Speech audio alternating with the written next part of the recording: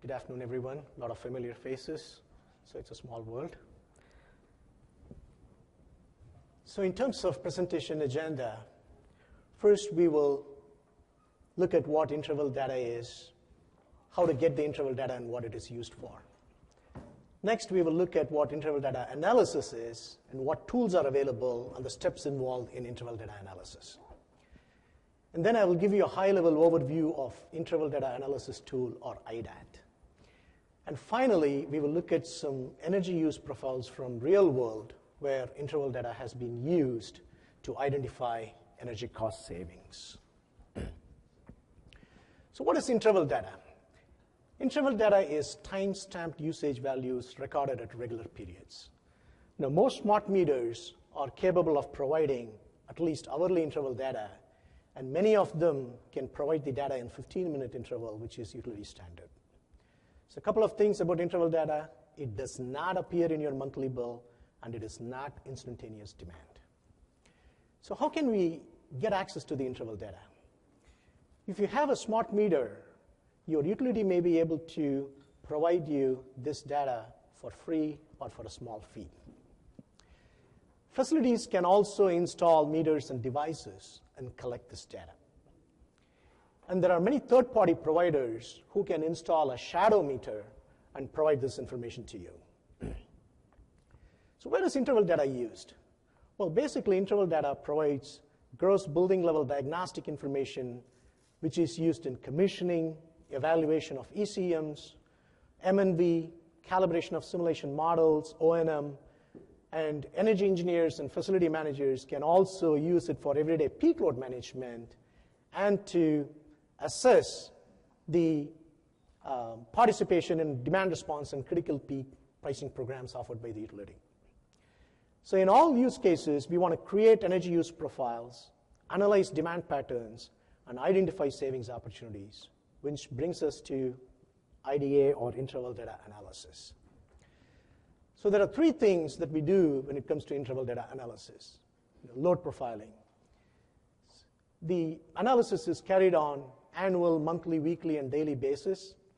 The goal is to understand the relationship between energy use and time of day, time of year, etc. The key is to link patterns of energy use with business operations. So with load profiling, you can identify many problems that impact energy consumption. Peak and base load analysis, the size, timing, and duration of peak, the level of base load, the relationship between maximum and minimum load, they all help identify demand reduction potential at the facility. The third one is load duration curves and heat maps. Load duration curves show us the number of hours above certain demand level. Heat maps help us see visually where the peak occurrences are and how scattered or how clustered the peak occurrences are. And both load duration curves and heat maps provide insights for operational improvements.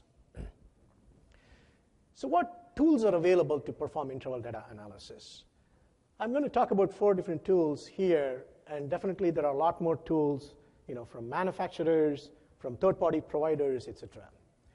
Energy Lens is a standalone software offered by a software company called Busy Software out of UK, and it costs about $500 per license. Energy Charting and Metric Tool, or ECAM, is a free Excel add-on, and the development of this tool was co-funded by BPA, PNNL, and California Commissioning Collaborative. It's a great tool, and it's got a lot of functionality. Lindsay, who's here in the first row, through AEE offers a course that's titled Smart Metering, Load Profiling, and Demand Response, and he offers Excel-based tools to perform interval data analysis. And EEDM offers a tool called Interval Data Analysis Tool, which is, again, an Excel-based tool, and it is developed using Microsoft's built-in functions and features. It does not have any hidden macros, and what it means is it provides complete user control, and the users can customize the tool to suit their needs. And IDAT requires input only in 2 places. Basically, it requires the KW information and it also requires the facility information. Now, what I want to highlight here is anyone with good Microsoft or other spreadsheet-based program skills can develop such a tool very easily. And I have an article series that's titled Excel in Excel in the Energy Engineering magazine, and 7 out of 10 articles have been published in the last 2 years. And this particular Excel series is basically aimed at making energy professionals better at using advanced Microsoft functions.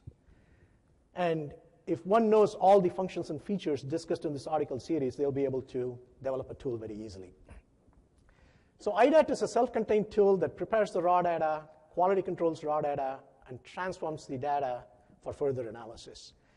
It generates many 2D and 3D charts, and you can download a simpler version of IDAT from EEDM's website. So what are the steps involved in interval data analysis? Obviously, you cannot take the raw data and use a magic formula to provide you with insights. As Dr. Jeffrey here from University of Washington says, it's an absolute myth that you can send an algorithm over raw data and have insights pop up. There are a number of steps involved, and once you collect the interval data, first you have to prepare the raw data. The goal of this step is to have KW data as a standalone value for each interval. And then you have to quality control the data to make sure that you have a complete and usable data set. And then you have to organize and transform the data so that it's conducive for further analysis. And after that, you can generate all the load profiles. And in addition to this, you also need to collect facility data, which I will talk about in my next slide. And then you can analyze the output or the discovery process where you can find energy savings. And as you saw in the last slide, there are 2 pieces of information that's required for interval data analysis. The first in KW or KWH data, and for a complete analysis, it's preferable to have data for 1 year. And the second piece of information pertains to the facility operation. In order to make sense of energy profiles, you need to know what goes on inside a facility. Not everything that goes on in the facility, but things that relate to energy use.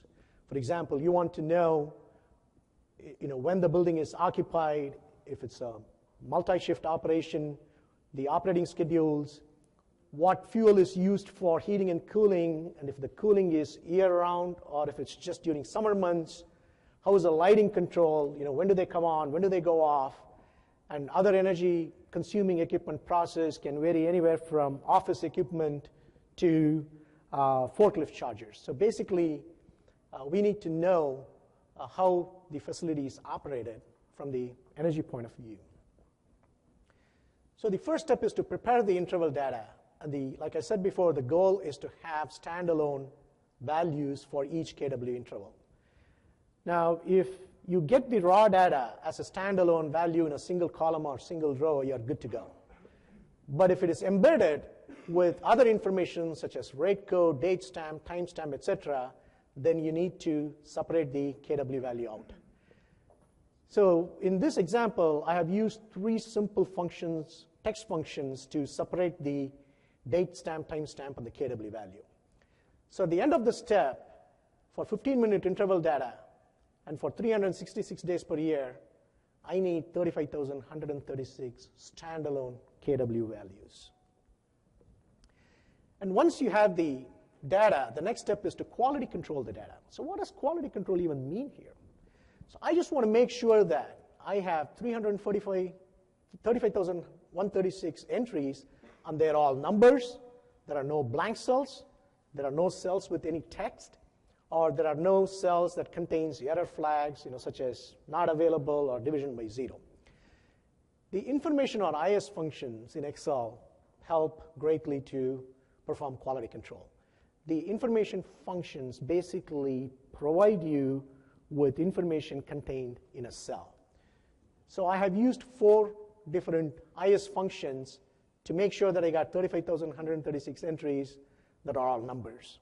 And I've also shown you the construct of using the IS functions to perform quality control. So once you have performed the quality control, the next step is to prepare the data for analysis. So now we have all the KW readings in a single column, and we have to transform it such that we have one row per day. So again, with 15 minutes, we'll have 4 values per hour, which means it's 96 values per day, and I have to transform this data to a 366 by 96 grid. So how do we do that? We can use Excel's offset function to do that. An offset function is one of Excel's best kept secrets because it's very difficult to explain or understand. But when you download the file from EEDM's website, you will see that I have used a very simple construct to quickly transform this KW data into 366 by 96 grid. And once you have transformed the data, you can generate all the visuals that's required for analysis. Visualization is great to spot patterns, form hypotheses, and communicate findings. So I've shown some sample charts here. That's a 3D chart for entire year, and that's a 3D chart just for a month with 1 slice per day. And this is a 2D chart that shows maximum demand, average demand, and minimum demand. And IDAT also generates the calendar charts with 1 chart per day. So one of the first things that we do in any load management program is to know when and where the peak occurrences are. I use heat map to aid this analysis. And heat maps are generated using conditional formatting feature in Excel. So basically you tell Excel, here is my data, and highlight cells of interest. And among the numerous data within a spreadsheet, you may want to highlight top 10 values, bottom 10 values, average value, etc. And you want to do that without sorting the data or using some functions. And conditional formatting exactly do that. And what I like about conditional formatting is you can apply one condition on top of the other. So in this example shown here, I have used color scales first, and the intensity of the color depends on the value contained in that cell. And on top of this, I have applied the top-bottom rules to highlight 10 top values. And I've also formatted the cells in such a way that they stand out for easy analysis. Again, heat maps, the great tool to know where the peaks occur and how clustered or how scattered they are. Load duration curve is another visual aid that greatly helps to understand the magnitude of peak. And this is a sample from IDAT tool. Load is on the y-axis, percent time is on the x-axis, and typically the LDC is drawn for 1 year. And in this particular example, the base load is around 220, the average is around 561, and the peak is around 1200. And you can see that demand levels above 1100 kW happens only for around 2% of the time in the year, and that provides a significant potential. Obviously, we have to do more fact-finding on how we can curtail that and so on. And IDAT also generates a lot of tables that's required for analysis. For example, here I have 25 hours with the highest demand and 25 hours with the lowest demand, along with the time date stamp to show when they actually happen. And there are also many weekday and weekend profiles by month that are automatically generated. And here is a 2D profile. And again, we are looking for patterns. The clustered peaks at the top suggest that these values are from weekdays, and the ones at the bottom suggest that they are from weekends. And there is 1 day in the month that is closer to the average. Now, as you can see here, the weekend patterns are not consistent, which means we need to do some fact-finding there.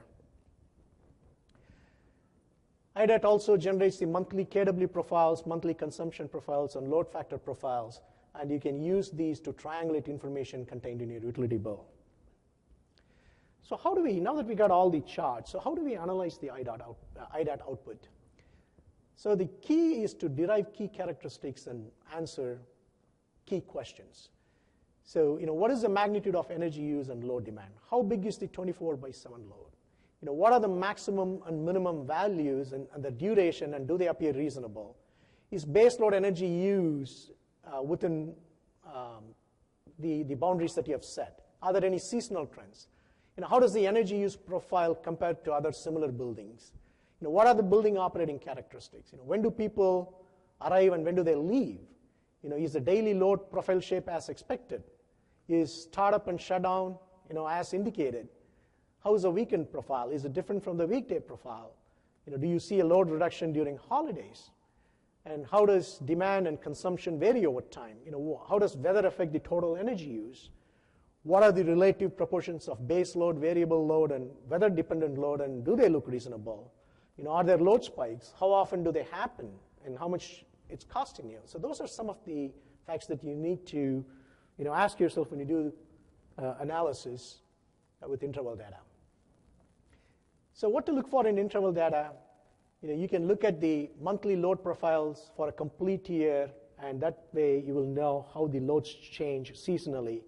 And again, looking at the monthly data is just a starting point to get a high-level overview of how the building operates. But as you zoom into weekly data, a lot of details appear. For example, you can see the morning warm-up, the nighttime occupied load, unoccupied load, the start-stop times, and also you can distinctly see how the weekend profile is different from weekday profile. And looking at daily data offers the highest level of information. At the first glance, this particular building may appear that as a simple on-off operation, but as you dig it deep into the details, you can see that reheat loads start around 3:30, they taper off around 8:30. The cooling load starts around 1:30, goes on till about 5:30, and then the HVAC system off is around 7 p.m. And also the unoccupied load is around 35 kW. So that raises a lot of questions. Why do we have to start the system at 3:30 when the actual occupancy is closer to 7:30 or 8? Does it take really 3 hours to bring this building to occupied temperature? And why do we have to run the fan system until 7? Can we switch them off at 5:30, and so on and so forth? So this load profile is for a building that listed as unoccupied, and what you see here is the average weekday load, and this is the average weekend load. Even though the building is unoccupied in weekends, you can see that the loads start increasing starting at 8 o'clock on Saturdays and Sundays. Also, unlike the startup, the shutdown is pretty long, and the base load is about 50% of the peak load. And this profile is exactly for the same building, but it is now well controlled and operated. And it's got good startup and shutdown, it's got aggressive setback strategy, and the base load is only about 20% of the peak load. And also you can see that there's no weekend operation. This load duration curve is for a beer warehouse facility in Rhode Island, and the peak is around 460 kW, and the 150 kW dog leg, as I call it, happens only for the 4% of the year, which means there can be tremendous potential for reducing the peak here. This profile is for a small federal building with normal occupancy, and after installing the interval meter, the facility engineers saw a flat profile. There was no variation. So flat profiles are indicative of a 24/7 operation like a hospital or a building where night setback has been disabled. And in this particular case, the night setback was disabled to accommodate nighttime meetings, and it was never enabled again. And you can see significant drop in the load after the night setback was put back. And this load profile is for a small municipal airport. And after the energy conservation measures were implemented, the M&V engineers looked at the data and saw that the demand was spiking periodically. So they discussed this with the facility personnel, who immediately identified that the airport's concourse lighting system was tested periodically during the day. And every time they tested, it was causing the spike. So just by shifting this test operation to weekends, the facility was able to reduce about 150 kW in peak demand. And this profile is for an empty office building within an office campus. The facility engineer saw a sudden increase in the utility bill. So he did the investigation with the interval data and found that the cooling system was switched on for a couple of hours so that the workers can move some office equipment. So that costed almost $800, and had there been ratchet clause, this could easily translate to about $8,000 event. And this is for a data center profile. The data center saved about $40,000 just by shutting off a redundant AHU. And this one is for a small commercial building here in Washington, D.C. The engineers saw increased loads starting 12 a.m. until about 8 a.m. in the morning, and he did a quick walkthrough, and he found that some of the AHUs were on, even though the building automation system showed them to be off.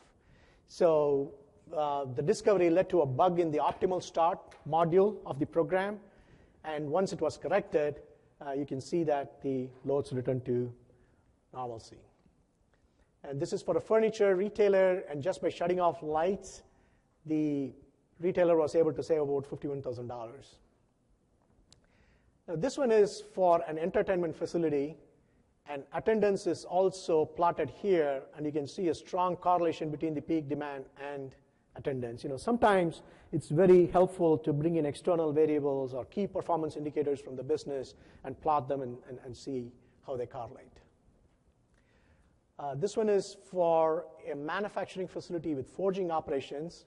Clearly you can see the weekday versus weekend profile, and you can also see the long weekend here for Labor Day. But one thing that stands out is this 1500 kW spike here.